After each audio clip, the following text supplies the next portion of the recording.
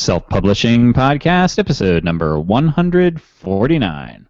This episode of the Self-Publishing Podcast is brought to you by 99 Designs, the online marketplace that helps you get outstanding book cover designs at an affordable price. Start your custom design today at 99designs.com/SPP and enjoy a free Power Pack upgrade valued at $99. Welcome to the Self-Publishing Podcast, where if you want something done right, you gotta do it yourself. And now, here are your hosts, sometimes known as the Shill, the Nose, and the Yeti, Johnny, Sean, and Dave. Hey everyone, and welcome to the Self-Publishing Podcast, the podcast that follows three full-time authors as we attempt to change the face of indie publishing. Join us and our trailblazing guests as we shove aside boundaries, freely experiment, and occasionally screw up. I'm Johnny B. Truant, and my co-hosts are Sean Platt and David Wright.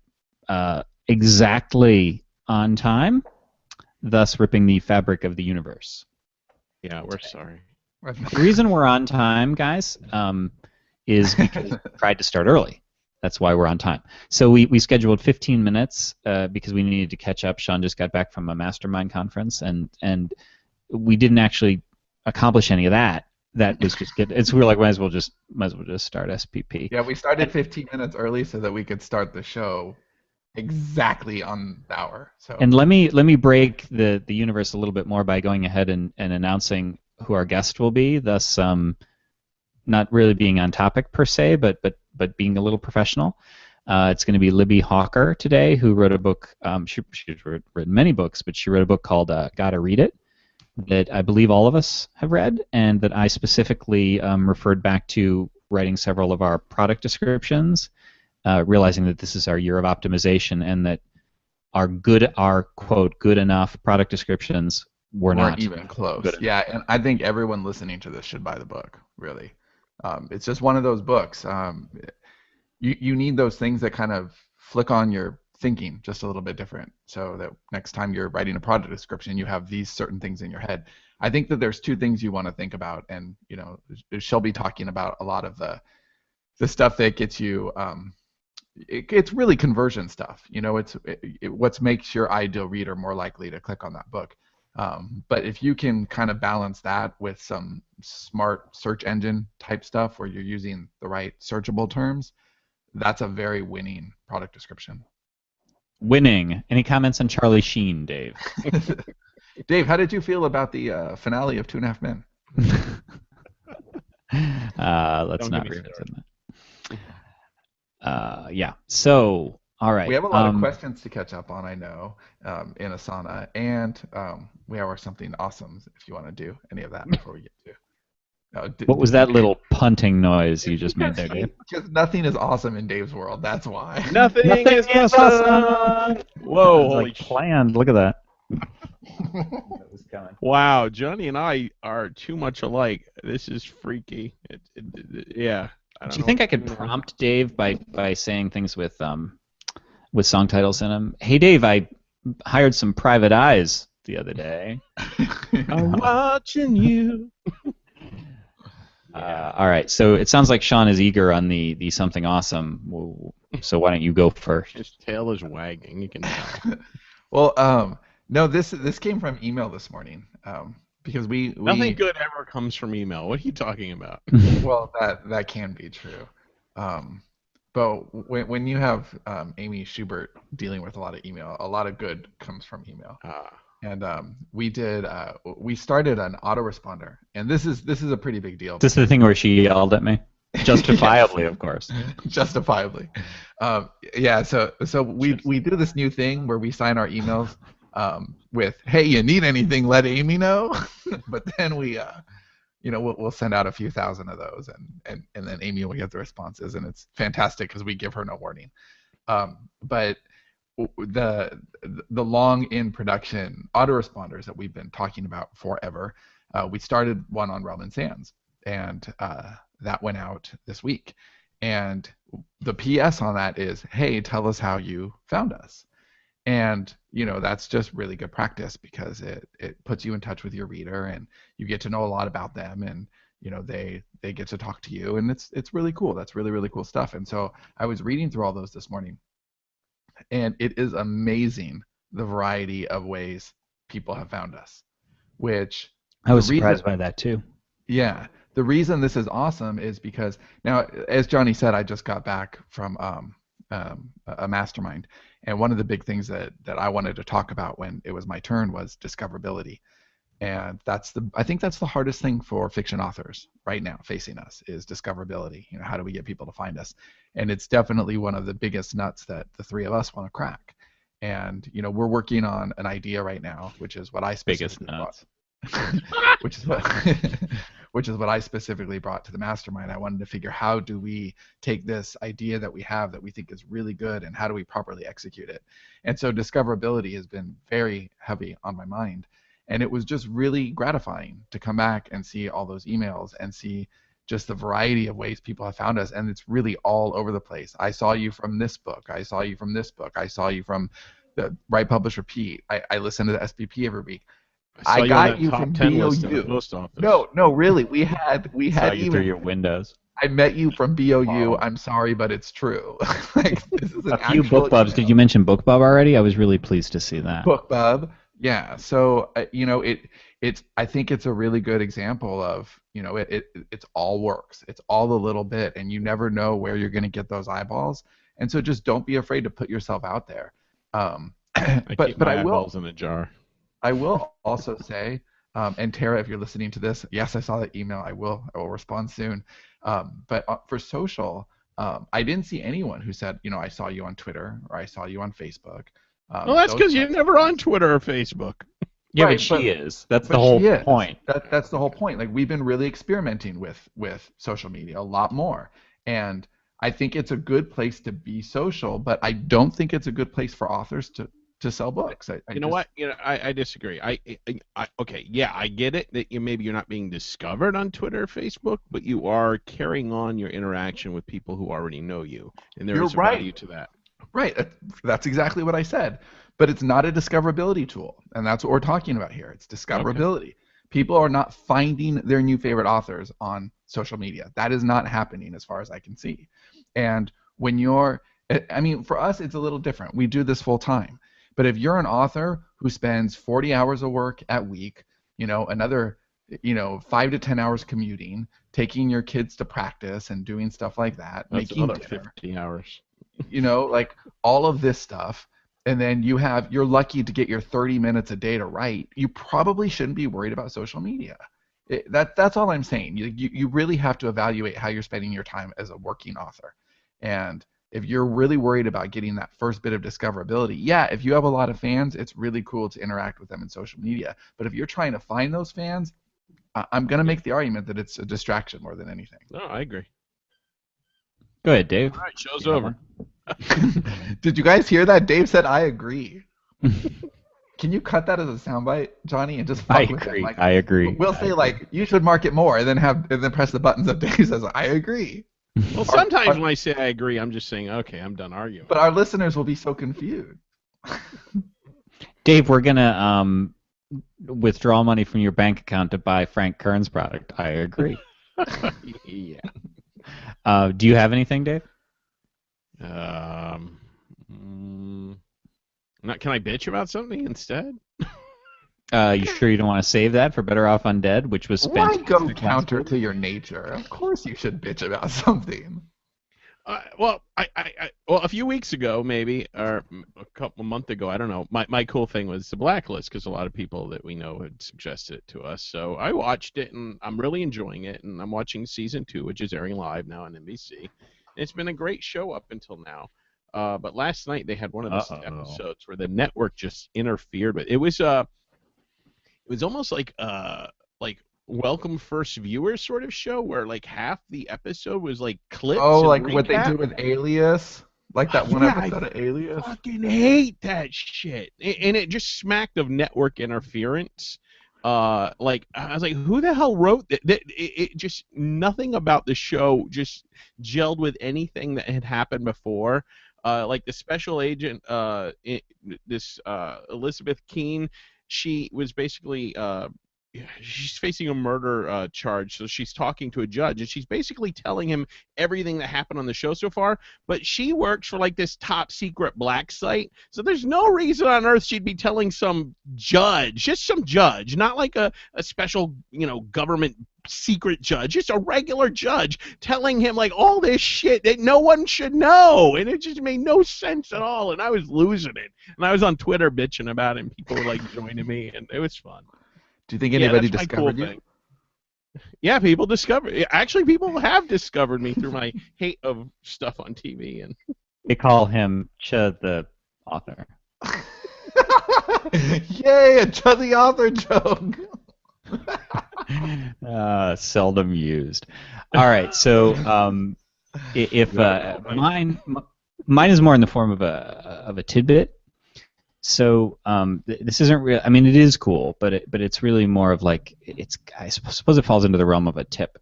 Is just really becoming aware of how we knew this obviously, but how different the various platforms are now that we're really paying a lot of attention and optimization on not just, I mean, obviously Amazon, but off Amazon specifically, and Apple pre-orders is something that I've just been thinking a lot about.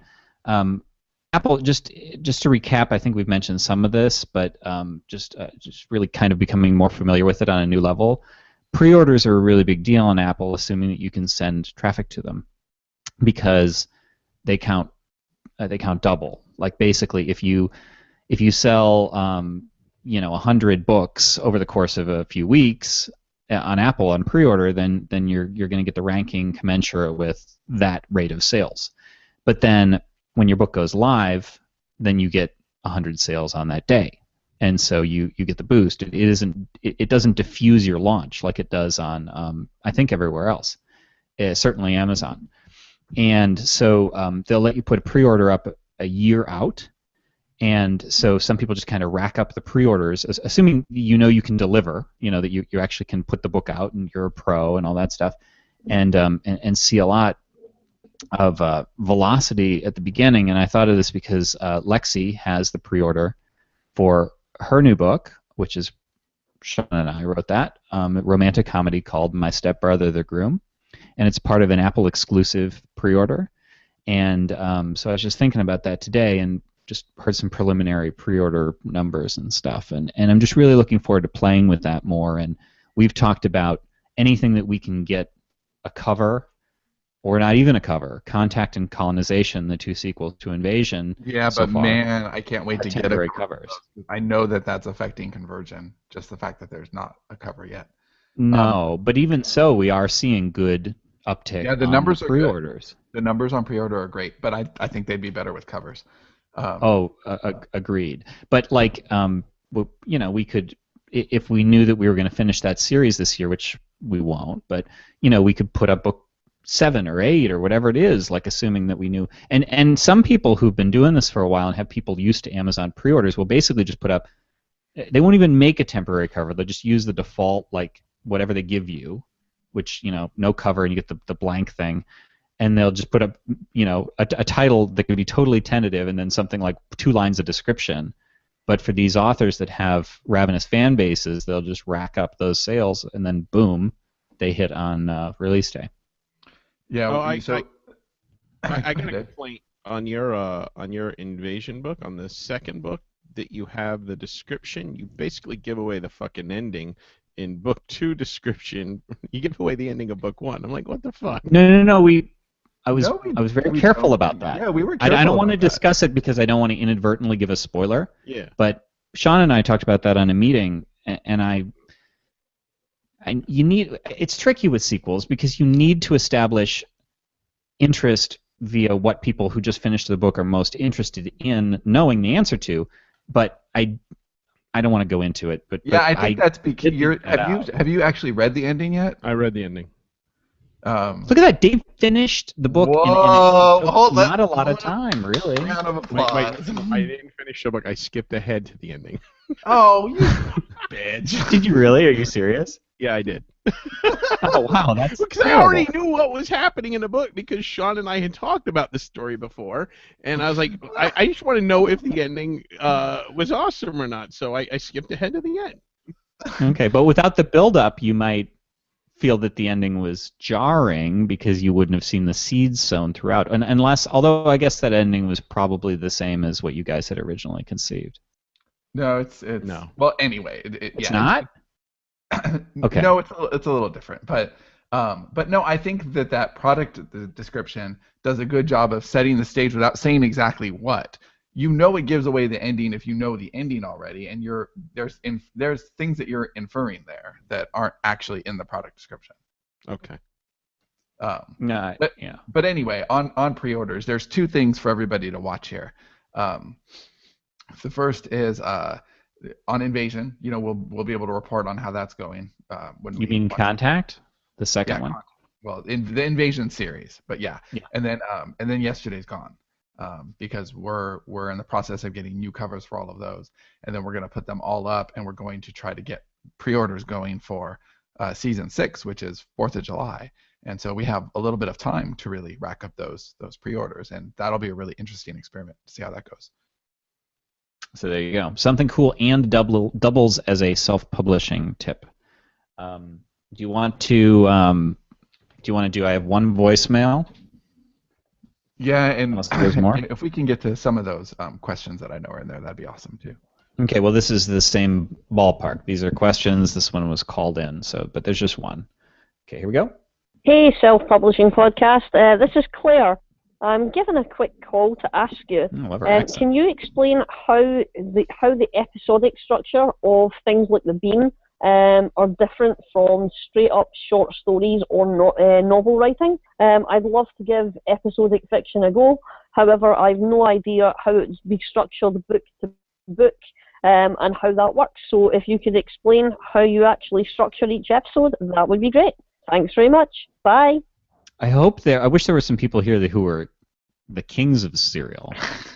I'll take this very quickly and then pass it to Dave. Mine's just cautionary. I think that if you're not really into serial fiction, I don't know that it's something you should try as an idea. I think if you really love the That idea, is a of serialized- tactic. Write it because you're creative and interested. Yeah, because it's not a good tactic. It's a very specific form of storytelling. Dave can talk to the differences, but really it's like TV. It's the difference. A novel is a movie, and television, like The Blacklist, that's pretty serialized, right? Or is it more Monster of the Week? They're standalone. Every episode they do stand. They're one of the few shows that does standalone and overarching mythology. So it's sort of like the X-Files? Yeah, a lot of shows like they do one or the other well. They'll either do the mythology really well, but the standalone story will suck, or the standalone stories will be good and the mythology kind of sucks, although that's a little rare. It is a hard balance, but Blacklist does them both perfectly. Like you can tune in, and even if the mythology isn't kicking it in all the right areas, the bad guy of the week or whatever will be a very good show. I just think it's really important to. That's not something you want to experiment with because it's very easy to dissatisfy a reader. One of the reasons that I am so excited to finish off Yesterday's Gone is that as soon as season 6 is done, it becomes something different.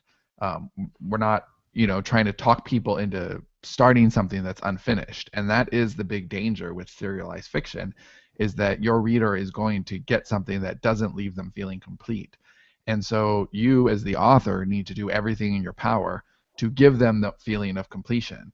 And even though you're opening a wound at the end of the episode, you need to make sure that there's a lot of character development and a lot of momentum and a lot of things that happen that make it feel like a rich, rewarding reading experience. Otherwise, they're going to feel let down.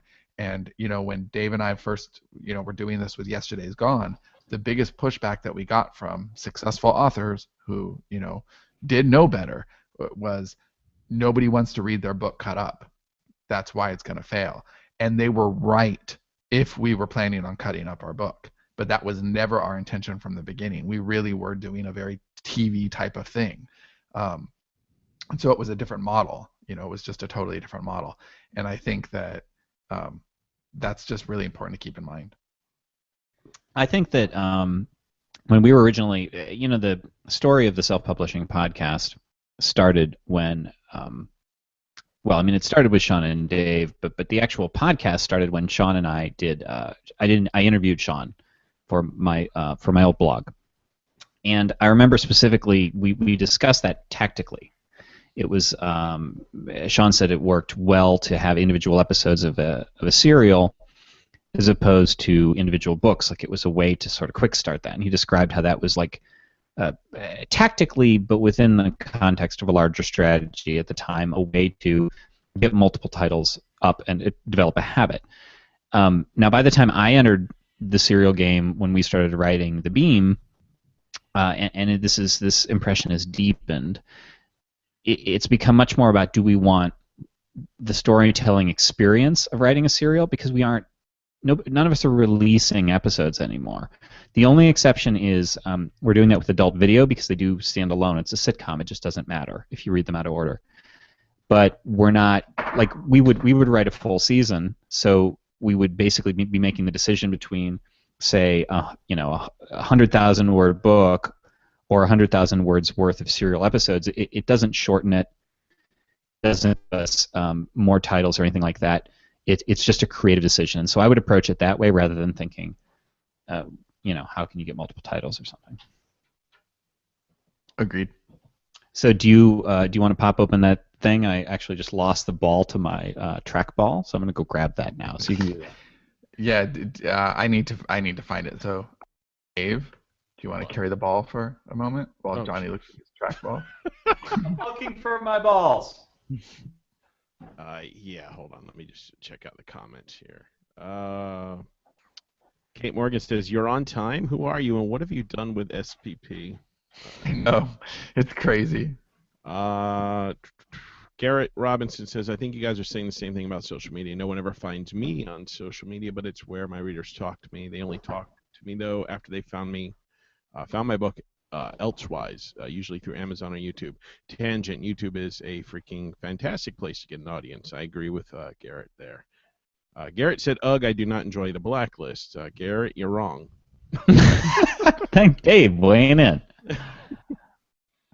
Okay, I have the questions. Yeah, here's one. This is from Dylan. He says, "I have so many story ideas to choose from, but I am having a hard time choosing the right one to work on for my first novel. I have several stories that are grand in scale, and I honestly think could be masterpieces when I gain more skill. Should I wait to write these stories to not make them of lesser quality due to it being early in my career?" We've heard that before. Yeah, I have two ways I would answer this, and I think they're both right. But do either one of you guys want to go first? Well, I wouldn't begin with the master epic story. I would begin with smaller, more intimate stories and really, hone your craft. You don't want, if you have something that you truly feel is going to be epic, you should wait until your skill is good enough to actually deliver it well, because you only get one shot to write that book. I have two answers as well, but I'm positive they're the same answers as Sean's, so I will defer. Yeah, first of all, mine are contradictory. I would go. Yeah, both my book that I really want to get to someday is just the ideas in it are huge, and I just flat out don't think I'm a good enough writer yet to tackle it. Although I'm way closer than I was 7 years ago when I first started. Page one. You're 3 writers. Right. You got other tool sets working here. So I don't think that one part of me, I think of that project as, my Stephen King's Dark Tower, like it's my lifetime project, whatever. I'll get to it someday. Either it doesn't matter. Like I fundamentally think I can't tackle that right now. It's too big. But on the other hand, if I was starting right now, I may not feel that way. And what I mean by that is, the ideas are big, sure, but so what? More ideas will come tomorrow. If anything, I think that we grow by the project. I don't think Dave and I could have done 12 2 years ago. I don't think Johnny and I could have done Axis our first year. I think that, bottom line is we get better by the book, and ideas are free and readily available, and more good ideas will come. And I think that it's a mistake to kind of hoard your best ideas. Somebody asked me for advice yesterday. This is somebody who really wants to write fiction. They actually want to write a cozy mystery, and they have lots of ideas. And this is a smart person. And they asked, what should I do? I have a lot of ideas. And the advice I said was, I think you should write your book and just write it as fast as you can, and don't worry about it. And when you're done, throw it away and immediately start on your second book. And she laughed, and she said, that's great. That gave her a lot of comfort, because that's the thing, like, just write your book and don't worry about whether it's good or great. And maybe you take that really good idea and just write it and spend a few months writing it and just throw it away, because you know what, your first book probably going to be kind of crappy, and that's okay. Don't really throw it away. I would save it somewhere. Just, someday you might want to go back and see your very first thing, even if yes. It's no, I don't mean I agree. Away. Don't burn it and no, that's not what I mean. But don't. Okay. But I also don't think you need to spend a year trying to polish it, Yeah. And that's what I was trying to tell her. I said, look, if you finish it and you're like, wow, this is much better than I thought it would be, then go ahead and polish and edit it and get it out there. But if it's just a mess, at least you got that first one out, and you can then, okay, I'm gonna do this again. That show that I've been watching. I finally finished all 7 seasons, Californication. And the main character, Hank Moody, is a writer, and his daughter decides she wants to be a writer, and she's 18 years old, and she gives Hank a big stack. It's 300 some pages of manuscript, and you can just see him. And the scene is beautiful. He's just so uncomfortable. He's holding it. He's clutching the manuscript to his chest. He so does not want to give his daughter feedback on this, and she just is so looking up to him with these big brown eyes and just, Daddy, tell me you love me, right? And she just wants his opinion. And she said, so what do you think, Dad? And he says, I think you should go out tonight and get drunk and be really just throw yourself a party. This is amazing that you did this. And then you should go home and put it in a drawer, never look at it again, and start your second book. And it was so hard. You could tell it was really hard for her to hear that, and it was really hard for him to say that. And then later on, the girl's mom says, how could you say that to her? And he said, because it's what she needed to hear, and if she can't take it, then she shouldn't be a writer. And I do think that there's a lot of truth to that. I think that you need to be okay just throwing out your first work and just starting right over, because now it's out of your system, and your second one's going to be better. All right, what else we got? Sorry, dude. I had a scene like that with my 7-year-old son. He wanted to write a book with me. So then he was like all excited because he's like, can we put it up on Kindle? And he's like, he can't. He's already counting dollars, and I'm like, I can't do this. So I like, listen, buddy. I said, nobody's gonna buy the book. Okay, we're not gonna make any money on it. And it was like he had. And there's no Santa. And he just had this look of devastation on his face, and I was torn between telling the truth and I'm not gonna lie to my son and say. And then just go artificially go buy the book so he thinks like he's all of a sudden a writer and making money. I mean, he's a 7-year-old. He's not going to write a book that anybody's going to read yet. Yeah, I've actually had the same discussions. No, it wasn't heartbreaking though. Like he seemed to get it, but yeah, I've had that. Well, your son's older than. Yeah. All right, let's do. You want to do one more? Well, I have 2 that could go kind of back to back. They're both business related. Okay, why don't you get those out there? Fast, but the first one is from Candace, and she says, I know that you guys are friends, but do you use any type of co-writing agreement and contract for projects, or before you even started partnering? Either way, what do you suggest for other writers?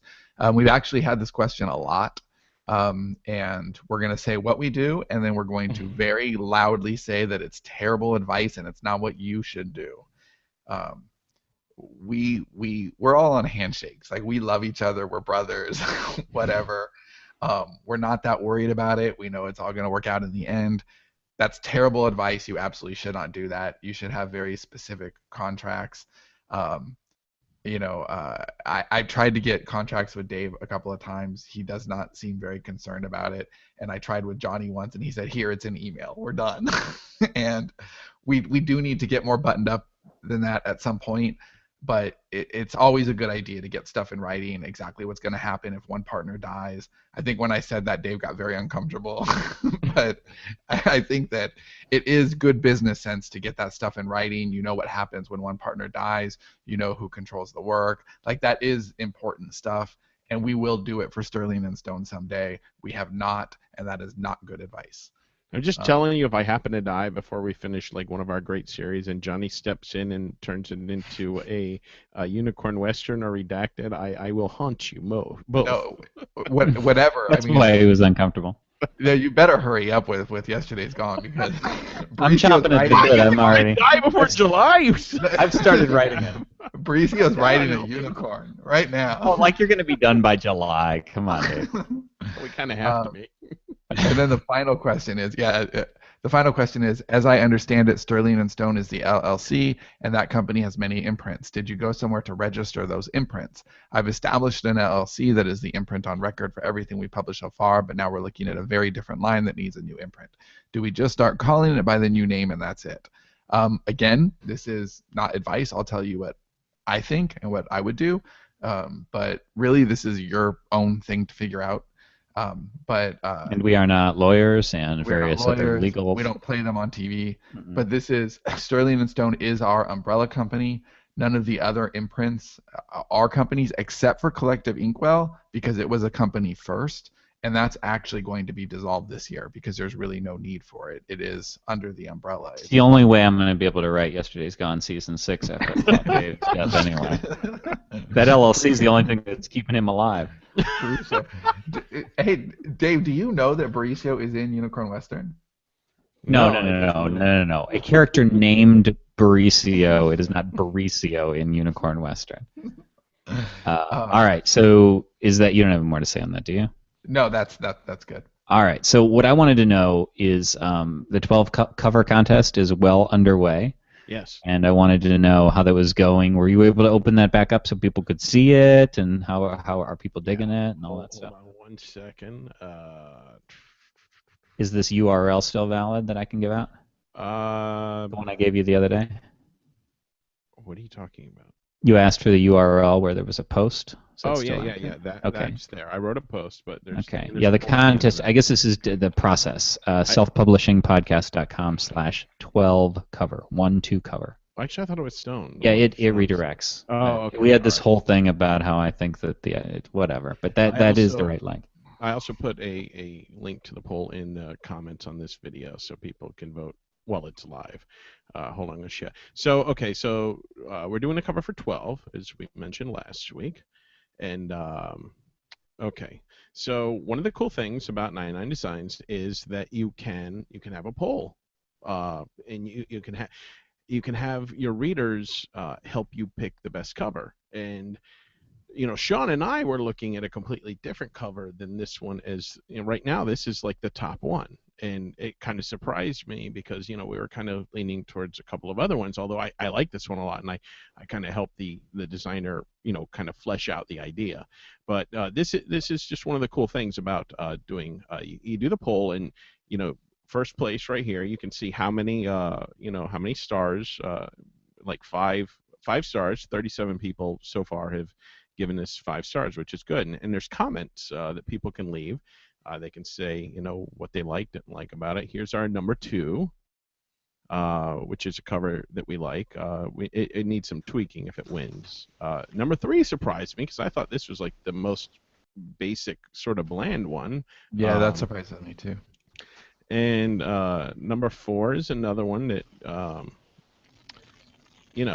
this is one that we kind of liked as the main one, and this is like all the way down in 5th place. And I'm surprised to see that down in 5th place. Yeah, and this is a guy that did our Dark Crossings cover. I mean, he's a great designer, and yeah, so it's really cool. 99 Designs allows you to have this sort of interaction with your readers and help get them interested, in the cover, and help with the process. Our readers are basically going to help, decide the cover that we're going to do. And it's going to change. I mean, we would have probably picked something different, but now we're probably going to pick one of these other ones. So we'll have a meeting and discuss it all. But that's one of the cool things about 99 Designs is it's a process. You know, you're working with other people, you're working with the designers to help flesh out the best cover, and you can get your readers involved. It is a great thing, and you can read all about it at the link Johnny said. We talk about the entire process that we've done with this and other covers that we've done, and we'll update you, when we choose the actual winning cover. All right, guys. So our special podcast link to 99 Designs is 99designs.com/SPP. You use that, you get the Power Pack upgrade, which gets you more visibility and more attention. So on average, you're going to get a lot more designs. So 99designs.com/SPP. And with that said, I would like to welcome our guest who came in the middle of the not horrible ad read today for change. Wow, Libbie Hawker. Nice to see you, Libbie. Thanks for joining us. Yeah, thanks for having me. Can you guys hear me okay? Yes. Yeah. Perfect. Okay, good. So sometimes my headset gets a little wacky, so I'm glad it's working all right. So I think we, I knew who you were. I think we exchanged a few emails, but you're a good example of a guest that I totally wanted to poach from the Rocking Self-Publishing podcast after hearing you on Simon's show talking about your book, Gotta Read It. I went and bought it and read it and said, let's have Libbie on our show. Cool. I'm so glad you guys had me on the show. I have to say, just from a purely ridiculous personal standpoint, back in, the beginning of 2013, before stuff kind of started to take off for me, I was working at this job I absolutely hated, and I had this really long commute, and I would listen to your podcast on the way. They're just driving, weeping and hating my life, and being like, I just want to write for a living, self-publishing podcast. So, so it's pretty cool to be on here now to have sort of come full circle on that. That's a ringing endorsement for your podcast, too. By the way, I still drive like that. I'm Libbie Hawker, and I weep hysterically while I listen to the self-publishing podcast. Oh, I like that one. That's great. That is great to hear, though. I love hearing stuff like that. So that's great. That's great. Yeah, that's cool. Yeah, and I read a few things on product descriptions, and yours was by far my favorite. I loved what you said, how you set it up, how you articulated it, and what you had that I think a lot of the same type of material is missing is the why. And I think that why is really important because it justifies it to the reader. It makes them understand why it's important for the author to pay attention to this stuff. And I loved all your whys. It was just a great book. And I'll say it, everybody listening to this, buy it because you have to get better at your product descriptions. Good enough isn't. Yeah, it really is a hugely important part of marketing, and it's one that is kind of like an afterthought for a lot of authors, and I'm really glad you found it so helpful, definitely, and I'm glad you liked all those whys I stuck in there, because that's a big part for me. Whenever I learn a new skill, I always have to know the whys behind it from every conceivable level of why that I can get to. It matters so much more than the what, and it's so easy to focus on the what, and I don't know, you see it in every industry. It's not just authors. People get really hung up on what to do, and that matters so it pales compared to why are you doing that. If you understand the why, then you can make up your own what that's tailored to your situation. Yeah, absolutely. And also, if you follow somebody else's what without understanding the why that goes along with it, you're just setting yourself up for failure, or at least you're setting yourself up to not really comprehend exactly what you're doing. So, yeah. So let's talk about the big what, and then let's talk about the why. So the what is your product descriptions, or as Libbie says, inaccurately called blurbs, but that's what people say. The paragraphs that describe your book, and we just sort of we let other people handle those. Didn't really pay a lot of attention to them ourselves. It was sort of an admin task for a while there during our manic phase. Yeah. And I know Garrett wrote a few, and he did well, but not totally aligned in the way that I wanted to do when I revised them, and it was just something we did very by the way. So that's the what, and let's go to the why. Hit us with some whys, Libbie.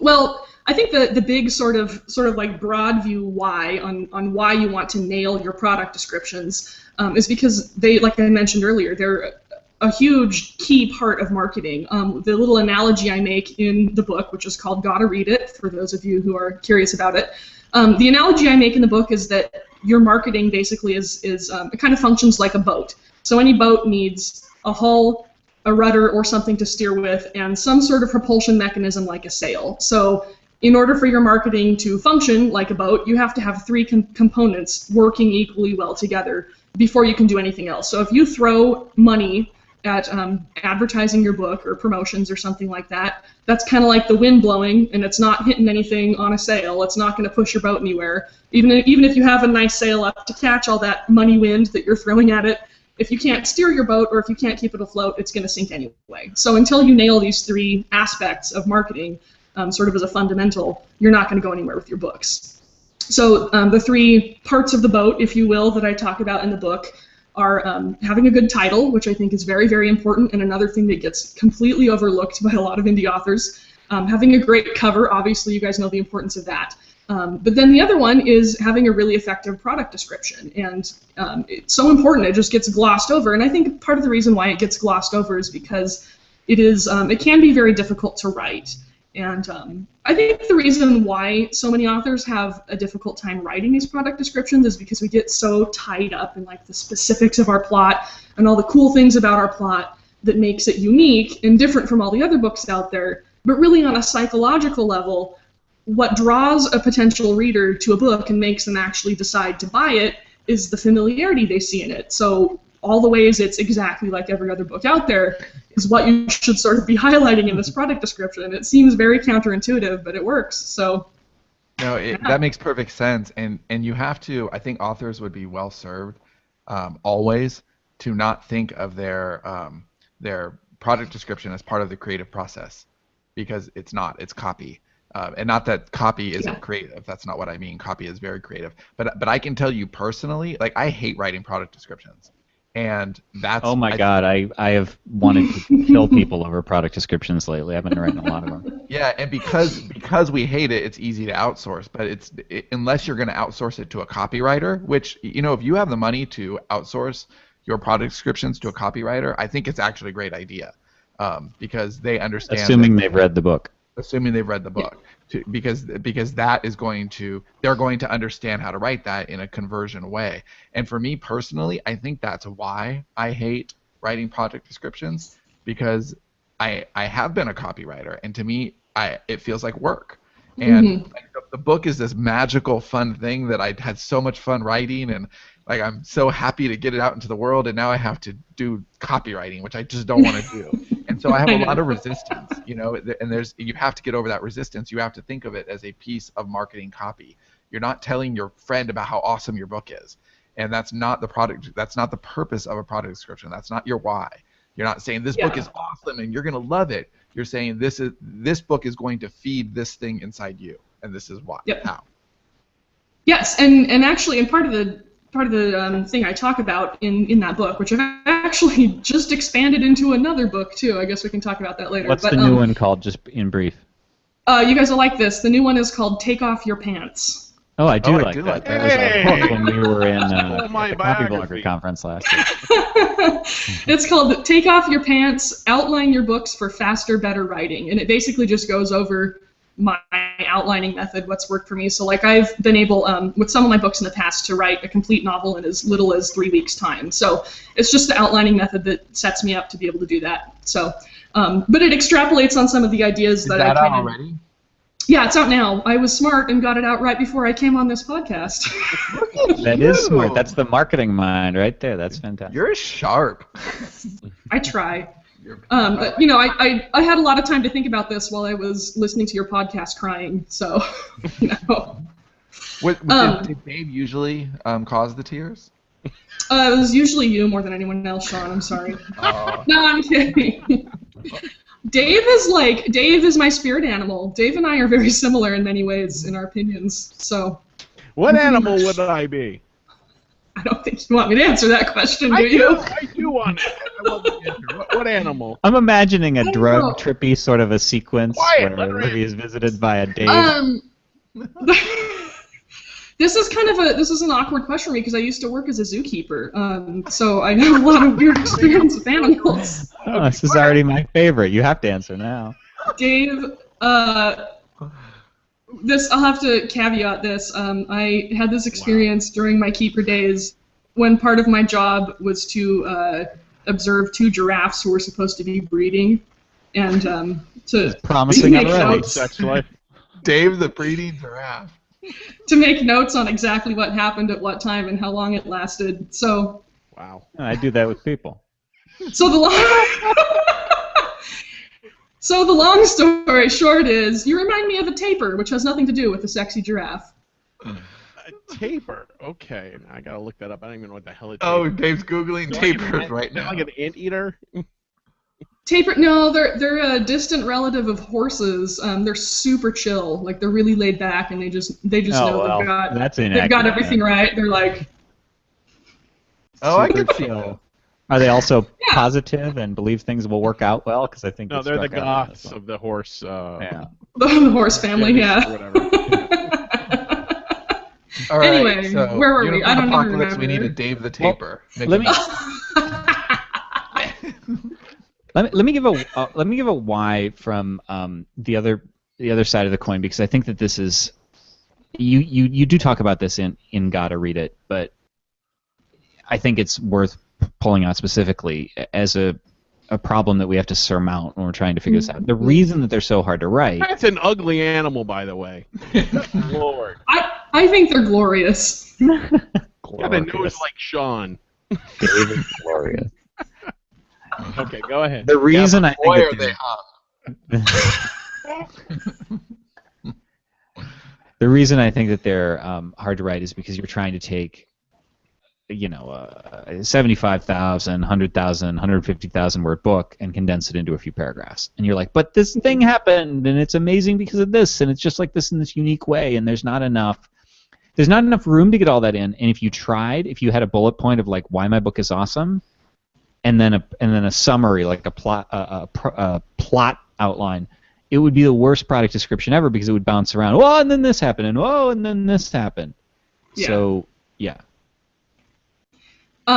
Yeah, and I think it was Sean who mentioned earlier that part of the method that I sort of lay out in there is, you can simplify this process for yourself by bringing up in your product description what like psychologically will draw a reader to your story. Like it's not going to be, oh, this is a new fascinating concept no one's ever heard of before, yada yada. You're gonna like fill a need, as one of you said earlier, it might have been you, Johnny. Like you're gonna target that reader by showing what this book is going to do for them on like a personal level, like how it's going to satisfy them in this sort of obscure way that they're going to be drawn to without even knowing that they're necessarily drawn to it. And you do that by just basically highlighting the ways your story is in common with like every other story that goes back to the dawn of time.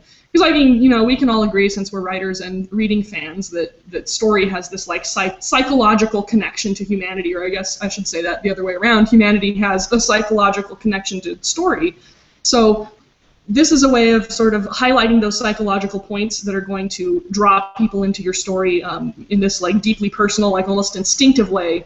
It's going to make them really connect with it before they even start reading. And that's actually, it's also what my outlining method is based on, so I just go into a lot more detail about that in the outlining book, so you can see how you can kind of apply those psychological tricks to creating a story in the first place, so that it kind of guarantees that people are going to like stay stuck to your story and follow through with it the whole way through. So the blurb book is about how to highlight those aspects of your book in a product description that will hopefully sell your book if you do it right. I just bought that. I can't wait to read it. John's taking off his pants. All right. My pants are off already, but they were off before you got on. It has nothing to do with you. So one of the tricky things, especially for us on the Collective Inkwell side, is a lot of our books are multiple POVs, several There's a taper, everybody. Good God, that is an ugly animal. I think they're cute. What? Did something change? I'm not aware of anything. So how when you have like several storylines that are each important. Not every storyline is of equal importance, but there might be like 4 or 5 storylines or POVs that are.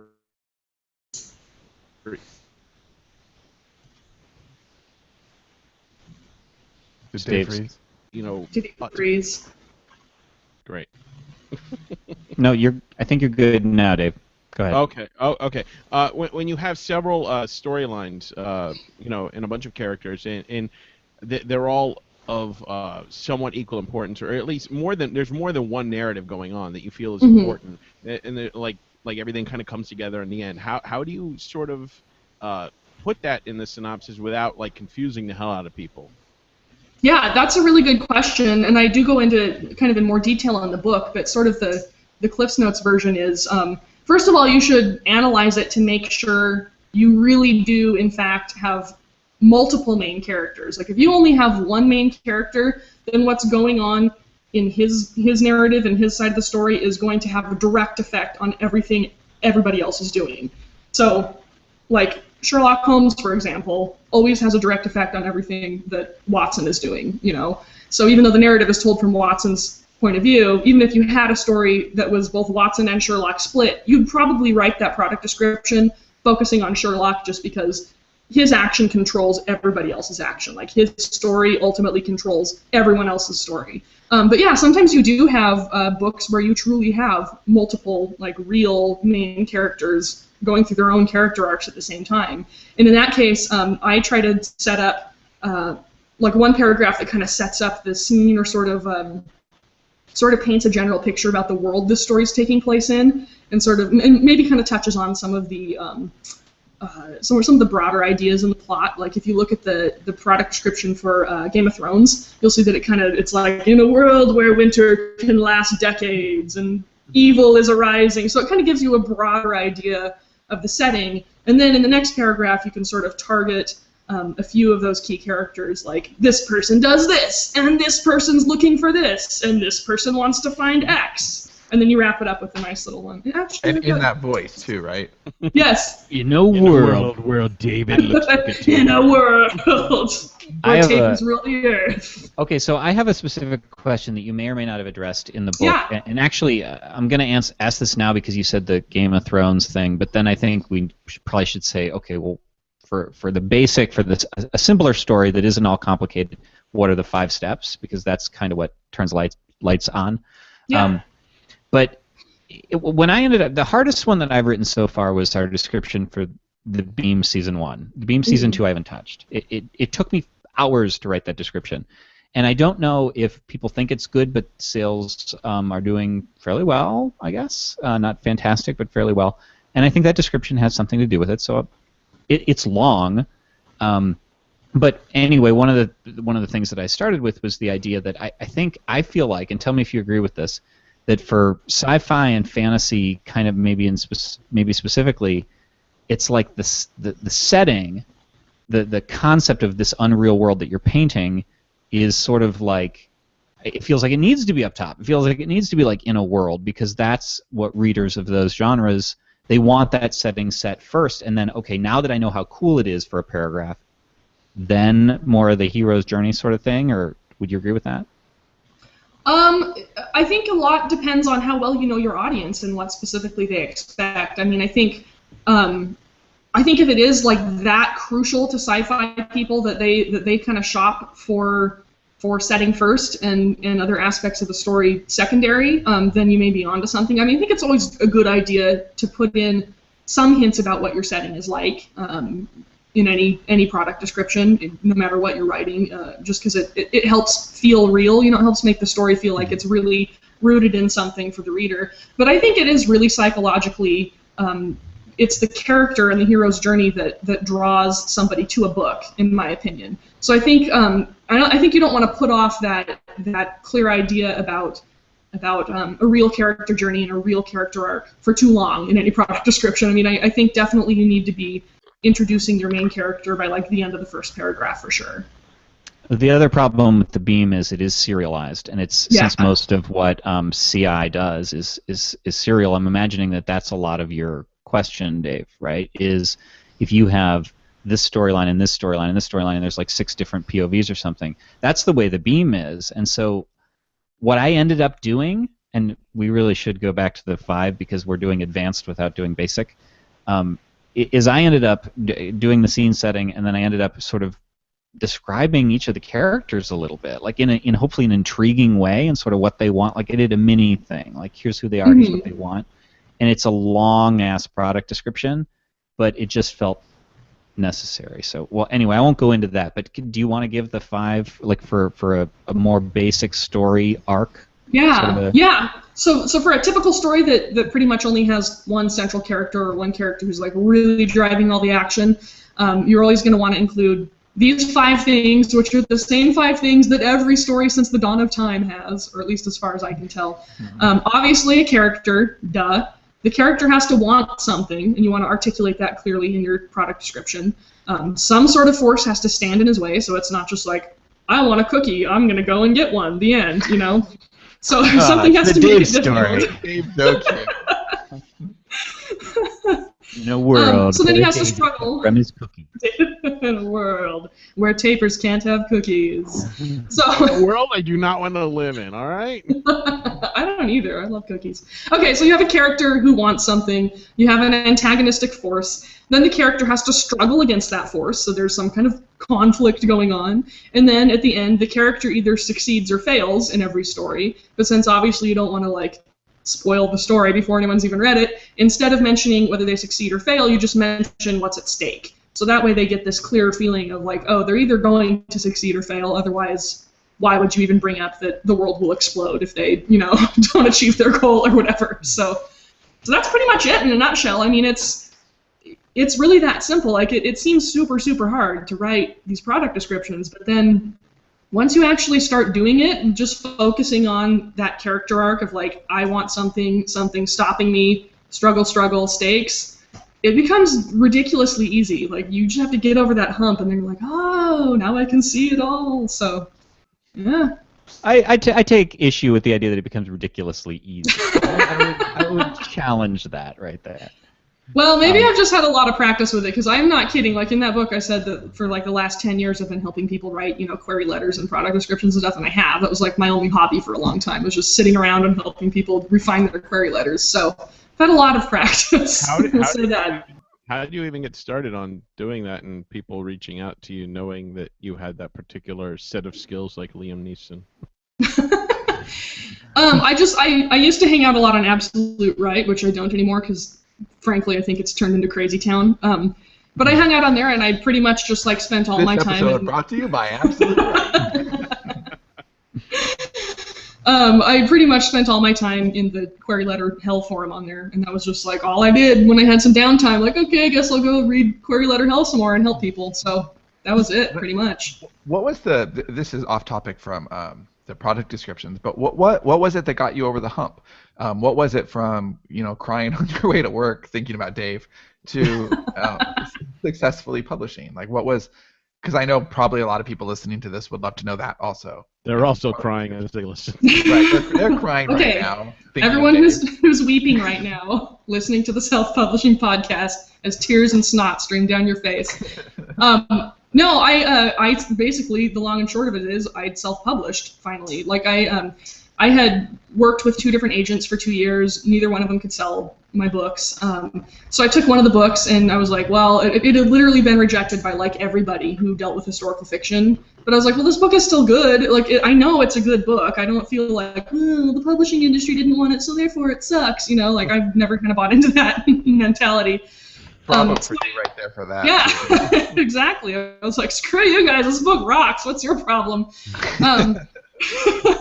So I just self-published it. I was like, well, I literally have nothing to lose by self-publishing it at this point. Like every publisher has rejected it, so whatever. So I just like stuck it out there, not really knowing what was going on. And then I kept pursuing other agents and trying to get my other stuff traditionally published. And then quietly over the course of, you know, several months, I started getting deposits in my bank account, and I was like, where the hell's this money coming from? It was starting to freak me out a little bit. It wasn't a ton of money, but I was like, whoa, what's happening? And then I remembered, oh yeah, I self-published a book.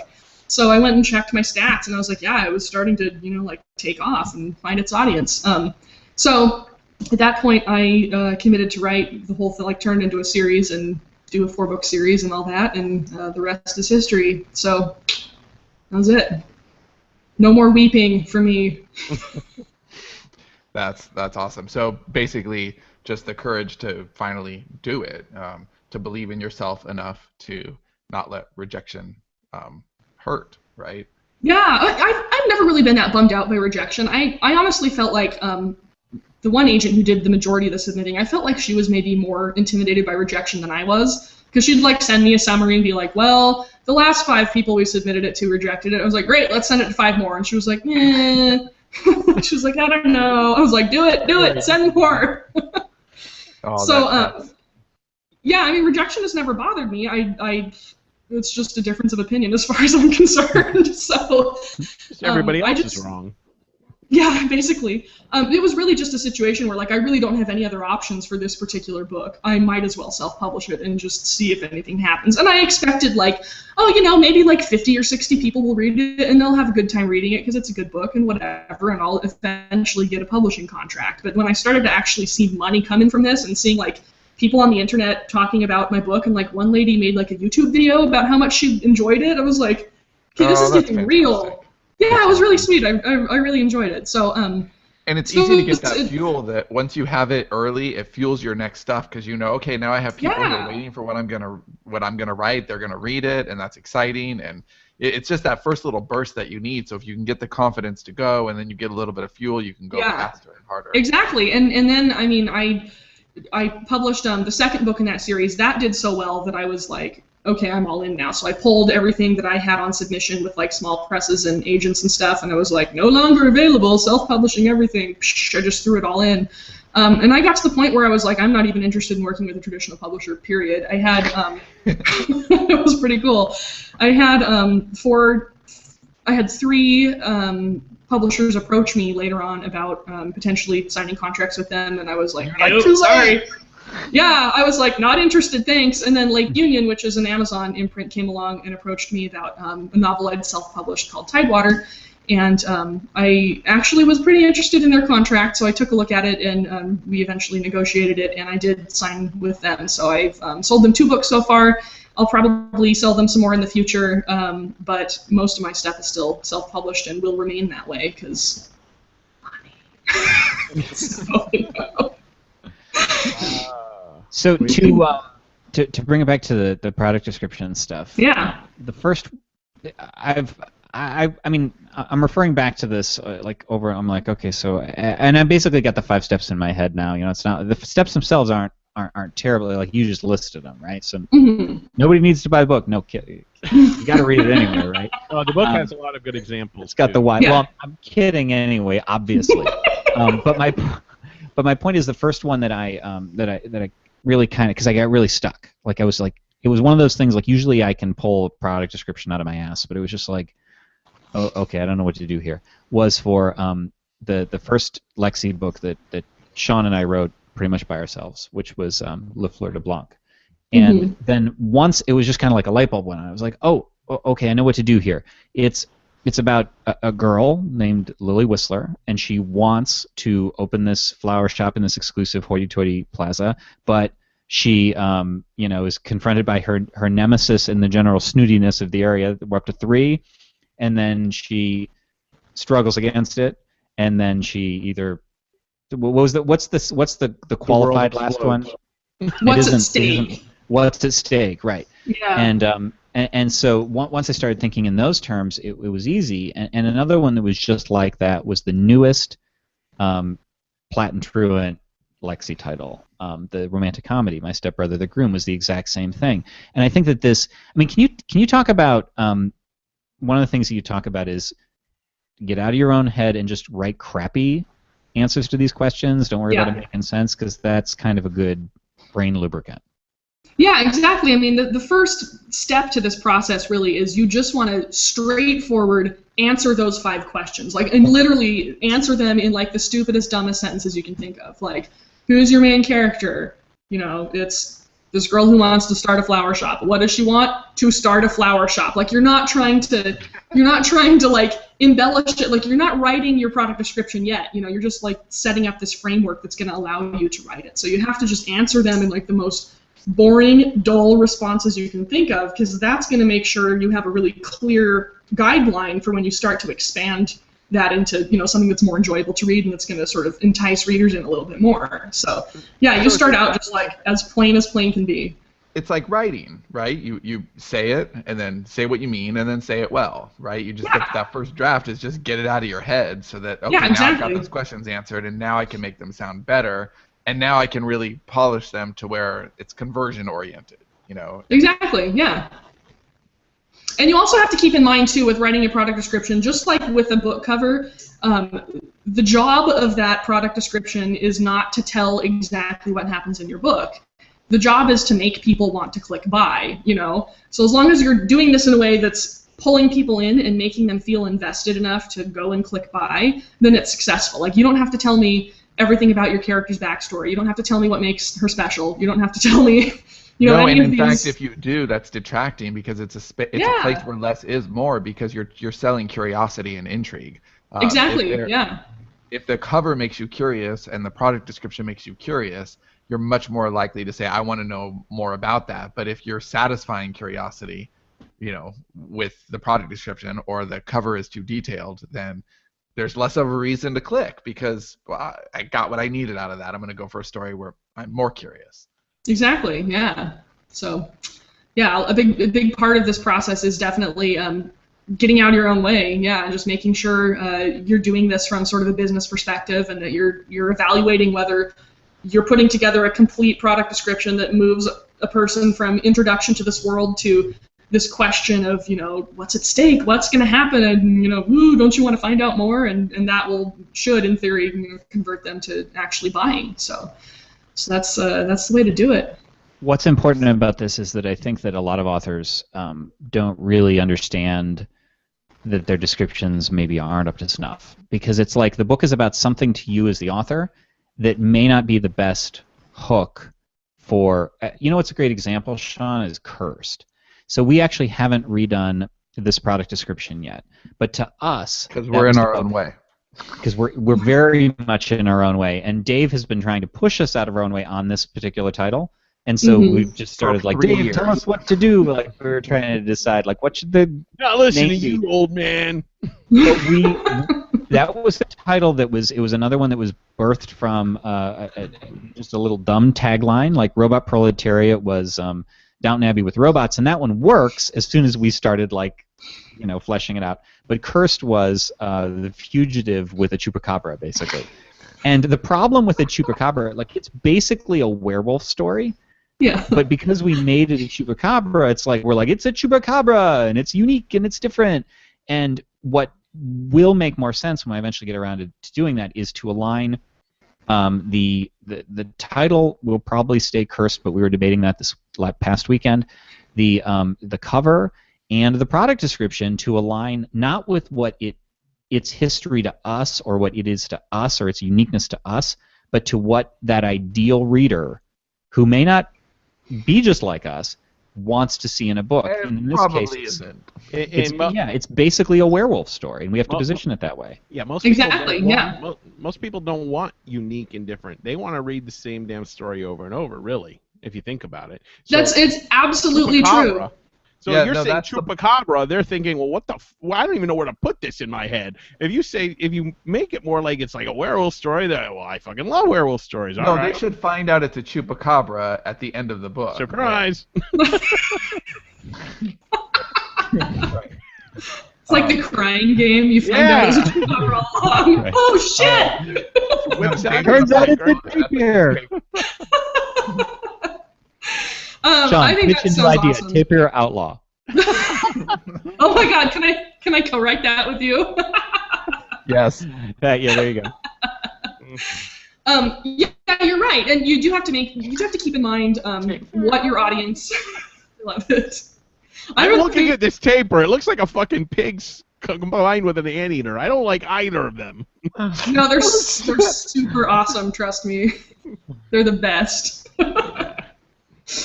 I also kind of have a penchant for mole rats, so you don't want to ask me, I guess, what kind of animal you remind me of. Oh wait, I'll let you answer the question, then I'll read some of the comments about the animals that other people think. Not about product descriptions, just animals. That's Really? fine. Oh, we do have one on topic comment. So. Okay. Yeah, I don't remember what question I was answering anyway, so go for it. The on topic comment. Carla Baku says. Product description is reader seduction. Leave some mystery. P.S. Libbie, I love you. Chasing on the Moon goes live Sunday. You're mentioning the acknowledgments. Thanks for the push. Oh, yay! Nicholas Klingborg says Dave is a pessimistic sloth.